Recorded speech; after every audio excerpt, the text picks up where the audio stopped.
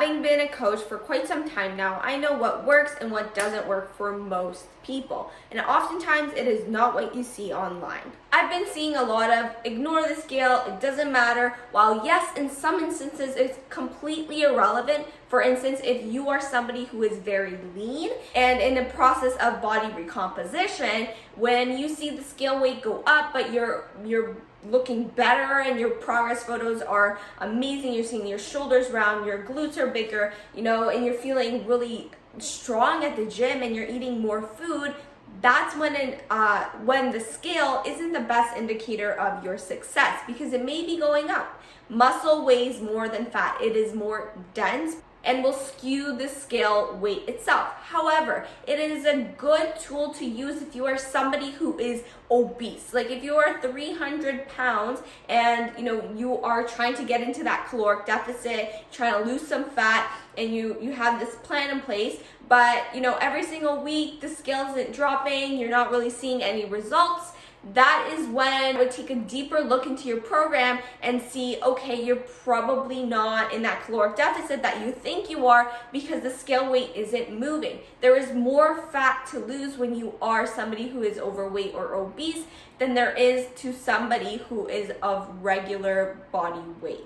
You want to assess your progress over time. So if you took your scale weight today and then in a few months from now you've dropped 20 pounds, well, that is great, and you'll also take into account like what you're looking like, how your clothes fit, and you feel better. That is a good indication of progress. However, if your scale is increasing, if your scale weight is increasing and you feel bloated, you feel lethargic, your mood is down, and your scale weight is creeping up, well, that is a great indication of your progress as well, because it's just not moving and you're going probably in the opposite direction that you want. Second myth, you need a lot of cardio to lose fat.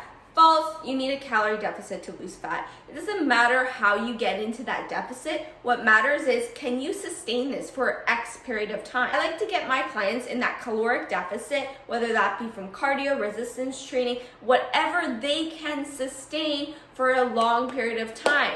Everybody is so different. I have clients that love to do cardio, okay? They do like 60 minutes, they run marathons, they love their cardio. But again, their nutrition has to reflect that, right? So if you're somebody who's like, Magda, do not give me any cardio, I don't want it, no problem. You're just going to be in a calorie deficit from less food, most likely, and your resistance training. However, the caveat here is, if you do too much cardio, you're at risk of losing muscle, overtraining, and just overexerting yourself, causing you to burn out and fall out of that deficit. Okay, so it's very individualized and is up to the person.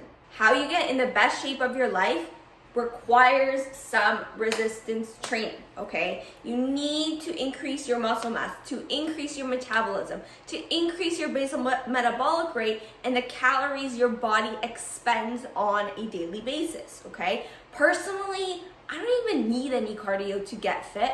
I just do it for my mental health. I like getting a sweat. I like feeling accomplished after my cardio, and it's just good for my heart, okay? So it doesn't matter how you get into the deficit, it is what you can sustain. Another thing on resistance training is that you have to train with intensity. If you are training hard, like going to failure on those sets, your heart rate should be at like 180 or like something really high relative to who you are. And that will give your body the stimulus it needs to change. Number 3 is that you need to cut out carbs to see any fat loss.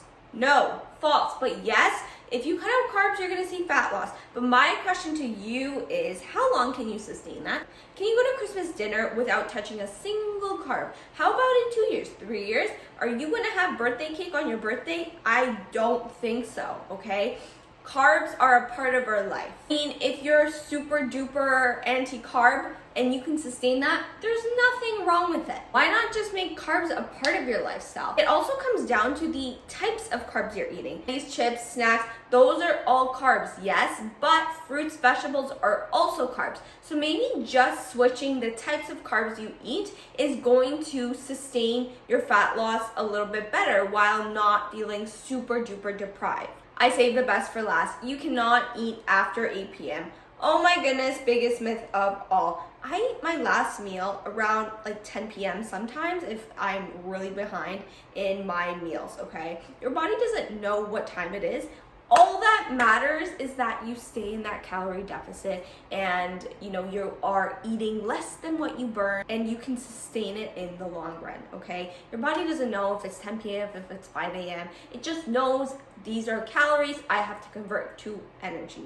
That's it for me, guys. Make sure to give this video a big thumbs up, subscribe to my channel, follow me on Instagram, and I'll see you next time. Bye!